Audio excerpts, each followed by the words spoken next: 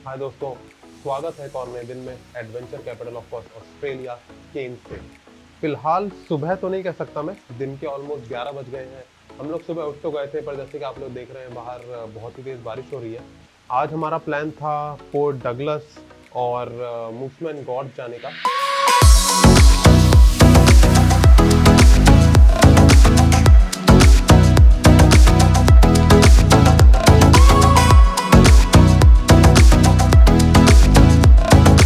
अभी जस्ट देखा clouds port Douglas के ऊपर से क्लियर हो गए।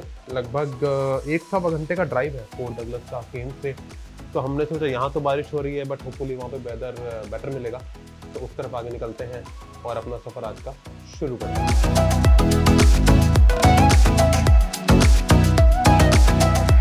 और ये है हमारा एयरबीएनबी का गराज। अपनी कार की तरफ चल रहा हूँ अभी। गराज में अजीब से ही सारे ये एसी के एग्जॉस्ट वगैरह लगे हुए हैं, तो अलग लेवल की ह्यूमिडिटी और गर्मी वाला माहौल है। तो इस गराज में घुसते ऐसा लगता है कि बस भागें यहाँ से फटाफट। तो जल्दी से कार निकालते हैं और निकलते हैं। बैठे भाई कार में। तो अब केन्स से ऑलमोस्ट आधा घंटा ड्राइव करके पहुँच गए हैं हम लोग हमारे पहले स्पॉट पे, जिसका नाम है पाम कोव। लकीली बारिश थोड़ी सी देर के लिए रुक गई है। तो ये भी मेनली बीच एरिया ही है, और इसमें यहाँ पे एक जेटी है जो कि बहुत ही फेमस है। अगर आप गूगल करेंगे पाम को, तो सबसे पहले उस जेटी का ये फ़ोटो आता है। तो उस जेटी की ओर जाते हैं फटाफट, इससे पहले बारिश दोबारा शुरू हो जाए। ऑस्ट्रेलिया के बीचेस पर ये वाली वार्निंग्स आपको काफ़ी दिखेंगी, स्पेशली क्वींसलैंड के बीचेस में, कि स्टिंगर्स या जेलीफिश हो सकती हैं, और कहीं कहीं पे आपको आपके स्वागत के लिए हो सकते हैं क्रोकोडाइल्स। ये बीच के आसपास इन्होंने वॉक सा बनाया हुआ है, और क्लाउडी है, मौसम अच्छा है, तो फ़िलहाल तो अच्छा लग रहा है वॉक करने में। बस बारिश दोबारा ना शुरू हो जाए।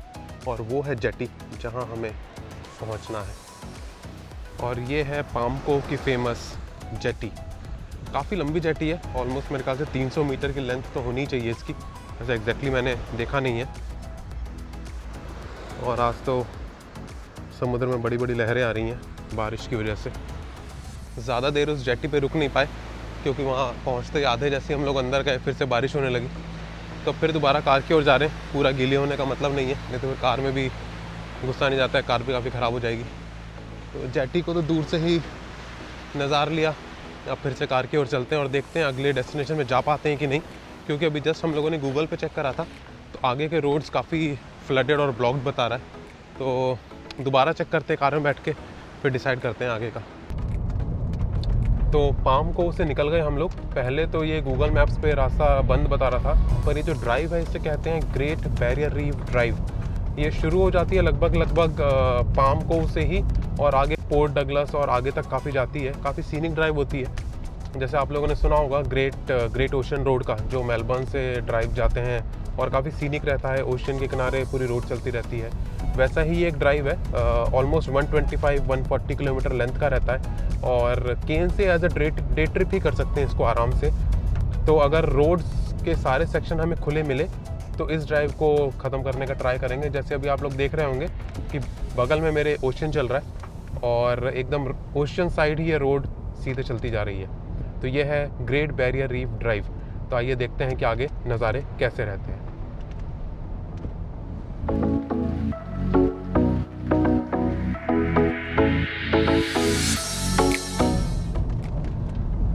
इस ड्राइव में एकदम फील हो रहा है कि हम लोग, ओशियन भी है और रेन फॉरेस्ट भी है। ड्राइव एकदम ऐसी एकदम ग्रीन के बीच में है, ऐसा लग रहा है कि रेन फॉरेस्ट में गाड़ी चल रही है। और जैसे ही राइट साइड हम नज़र घुमा रहे हैं तो दिख रहा है हमें ओशियन।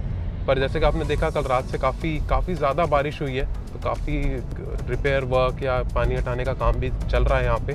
क्योंकि शुरू में जब हमने 10 मिनट पहले देखा था तो रोड ब्लॉक बता रहा था, पर अब दोबारा चेक करा ओपन थी, तो हम बढ़ गए इस पर। नज़ारे बहुत ही अच्छे हैं, काफ़ी ग्रीन है, और उस तरफ है ओशियन। और ऑस्ट्रेलिया में जब भी रोड पे काम चलता है और अगर एक लेन बंद रहता है, तो ये लोग इस टाइप का टेम्परेरी रेड सिग्नल लगा देते हैं यहाँ पे। जैसे हमारी साइड में रेड सिग्नल है, दूसरी साइड वालों का ग्रीन होगा और वो लोग आ सकते हैं। अगर पूरी रोड पे काम कर रहे होते हैं तो दोनों साइड का रेड करके फिर ये लोग काम करते हैं, तो उतनी देर के लिए ट्रैफिक को रुकना रहता है।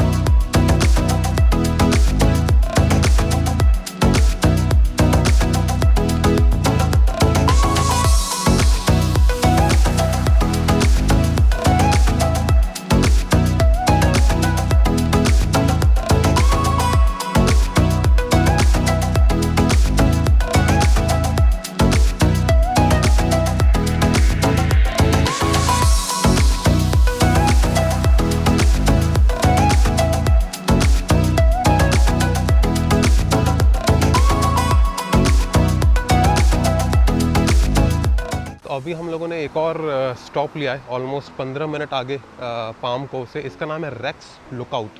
रेक्स लुकआउट पार्ट है ग्रेट बैरियर रीफ ड्राइव का। और एक चीज़ और मुझे आपको दिखानी थी, बिकॉज बारिश काफ़ी ज़्यादा हो रही है तो जगह जगह पे छोटे छोटे वाटरफॉल्स बन गए। एक इस लुकआउट के एकदम बगल में ही है, तो वो चीज़ आपको दिखाता हूँ।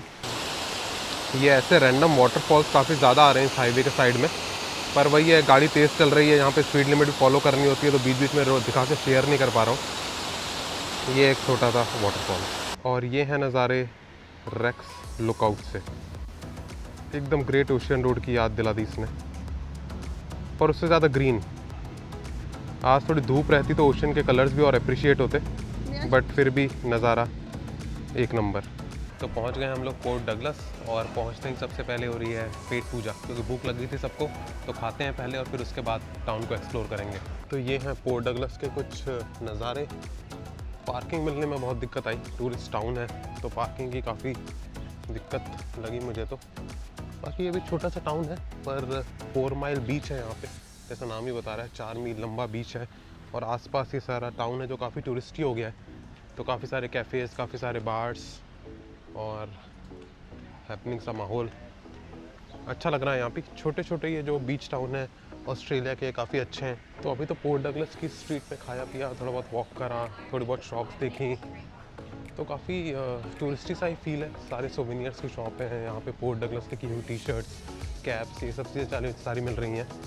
तो अब जा रहा हूँ वापस अपनी कार की तरफ। कार उठाते हैं और इनका 4 माइल बीच जो यहाँ का फेमस बीच है वो देखने के लिए आगे चलते हैं। तो अब आ चुके हैं हम लोग पोर्ट डगलस के फेमस 4 माइल बीच।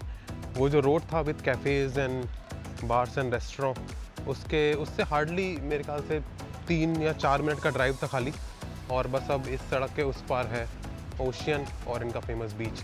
पर आज स्विमिंग और ये सब अलाउड नहीं है, क्योंकि वेदर काफ़ी रफ रहा है, सुबह से काफ़ी ज़्यादा बारिश भी हुई है। तो बस बीच पे चलते हैं, थोड़े से नज़ारे लेते हैं। पर बारिश होने से एक फ़ायदा ये हुआ है कि मौसम थोड़ा ठंडा हो गया और एटलीस्ट प्लेजेंटली घूम पा रहे हैं, अगर बारिश लगातार ना होती रहे तो चलिए बीच के नज़ारे दिखाता हूँ आप लोगों को। और यहाँ पे भी लगी हुई है जेली फिश की warning with high season November to May, और अभी चल रहा है दिसंबर। अभी जस्ट ये साइन में देखा मैंने कि रीसेंट क्रोकोडाइल साइटिंग हुई है इस एरिया में, और पानी से कम 5 मीटर का डिस्टेंस मेंटेन करना है। पर नज़रों के सामने ही एक बंदा पानी में तैरे पड़ा है। तो ये है पोर्ट डगलस का फेमस 4 माइल बीच। पूरा आगे तक बीच जा रहा है।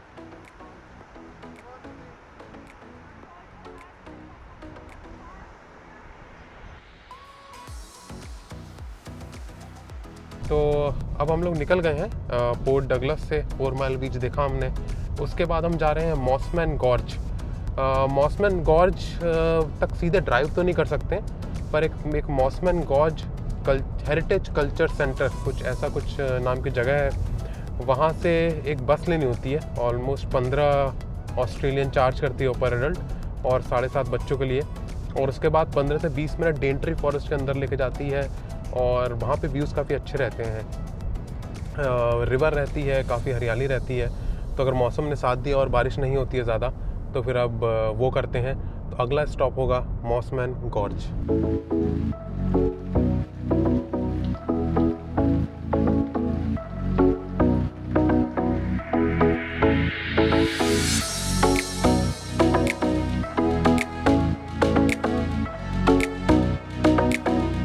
तो मॉसमैन गॉर्ज की पार्किंग में गाड़ी खड़ी कर दी। यूजुअली तो यहाँ से, जैसे मैंने बताया था, एक शटल बस रहती है जो $15 लेके आपको पहुँचा देती है ऊपर। पर आज शायद बारिश बहुत ज़्यादा हो रही थी, काफ़ी रोड्स बंद थे, तो शटल बस इन लोगों ने बंद कर दी। तो हम लोगों ने सोचा है कि अब वॉक करते हैं ऊपर। ऑलमोस्ट आधे घंटे का वॉक होना चाहिए, पर जैसा और लोगों से पूछा तो काफ़ी स्मूथ वॉक है, बहुत ज़्यादा चढ़ाई वढ़ाई कुछ है नहीं, तो ईजी वॉक होना चाहिए होपफुली। तो बस अब चल रहे हैं मॉसमैन गॉर्ज की तरफ, देखते हैं आगे व्यू कैसा रहता है। और जैसे कि आप लोग पीछे देख रहे हैं, काफ़ी हरियाली है, बड़े बड़े पहाड़ हैं ये सारे, और बिल्कुल ग्रीन ट्रॉपिकल केन्स के। और बारिश की वजह से और हरियाली और बढ़ गई है, तो और अच्छा लग रहा है। और ओवर क्लाउडी है, तो वेदर भी इतना ज़्यादा गर्म नहीं है, तो वॉक होपफुली प्लेजेंट ही होनी चाहिए। पर हाँ, थोड़ा सा ह्यूमिड तो है, पसीने आ रहे हैं हल्के हल्के, पर इट्स ओके, लेट्स सी आगे व्यू कैसा रहता है। ज़रा इस जंगल की डेंसिटी देखिए, ज़मीन नहीं दिख रही है, बस पेड़ ही पेड़, पेड़ ही पेड़, पेड़ ही पेड़। बहुत ही डेंस रेन फॉरेस्ट है ये है डेनट्री रेन फॉरेस्ट। पीछे यहाँ पे बोर्ड्स लगे हुए थे कि ये जो पूरा लैंड एरिया है ये एबोरिजिनल्स के लिए रिजर्व्ड है। इनफैक्ट यहाँ पे जो कल्चरल सेंटर है वहाँ पे आप टूर्स भी बुक कर सकते हैं, जहाँ पे कि एक लोकल आदमी आपको यहाँ के कल्चर और इस एरिया का पूरा टूर कराता है। पर आज शायद हैवी रेन्स की वजह से वो सारा बंद है, तो आज तो खुद ही एक्सप्लोर करना है।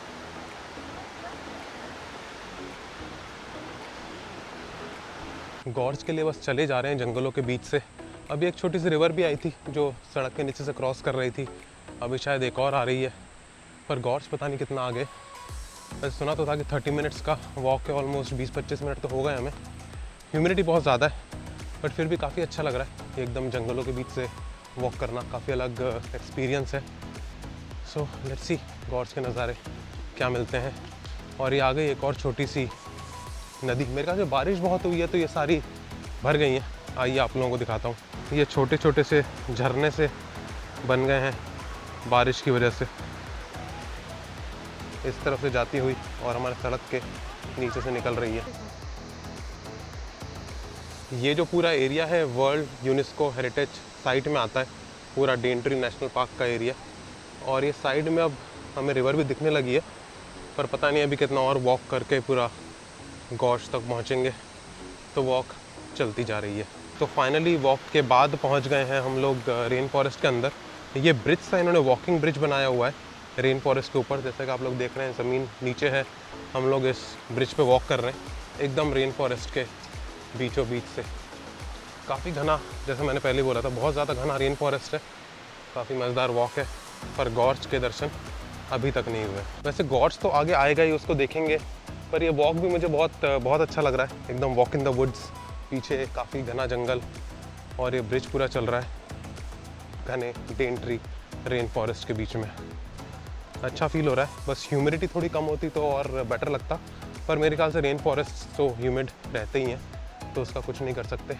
फ़िलहाल तो जंगलों के मज़े लिए जाएं।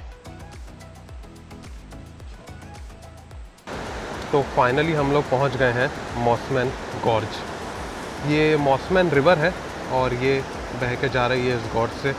अभी बारिश हुई है तो वेव्स काफ़ी स्ट्रॉन्ग है, पर आई एम नॉट श्योर इस माइक के साथ आप लोगों को कितनी आवाज़ आ रही होगी। अभी एक बार माइक ही हटा के आप लोगों को आवाज़ सुनाता हूँ इस पानी की।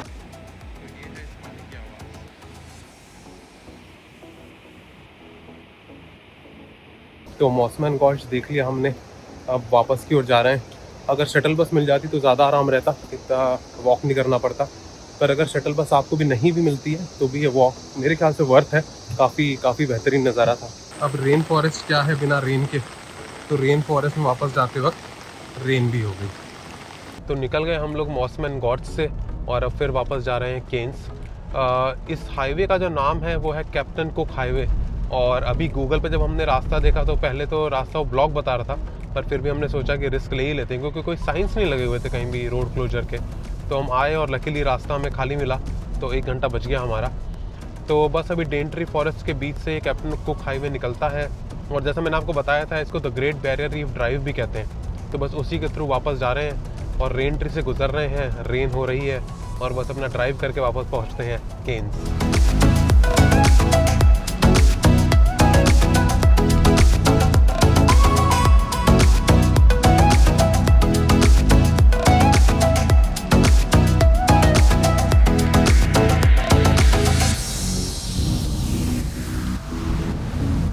तो बस अपना ड्राइव करके जा ही रहे थे केन्स की। रास्ते में बहुत सारे छोटे छोटे बीचेस आ रहे हैं, तो इस वाले बीच पे लकीली पार्किंग भी मिल गई, गाड़ी खड़ी करने की जगह थी, तो यहाँ पे रुक गए।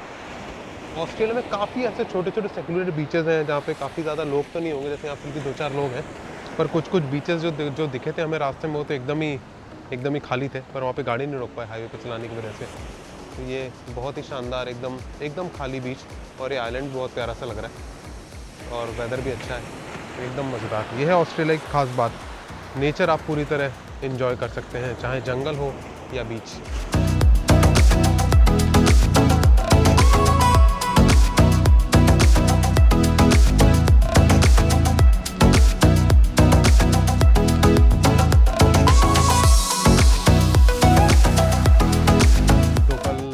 शाम को जब मिले थे हम बीच पे, उसके बाद हम लोग बस रात में आराम करा और अब वापस आ गए केन्स एयरपोर्ट पे। तो केन्स एयरपोर्ट से ही ख़त्म होता है हमारा आज का वीडियो और ये हमारी ऑस्ट्रेलिया सीरीज़।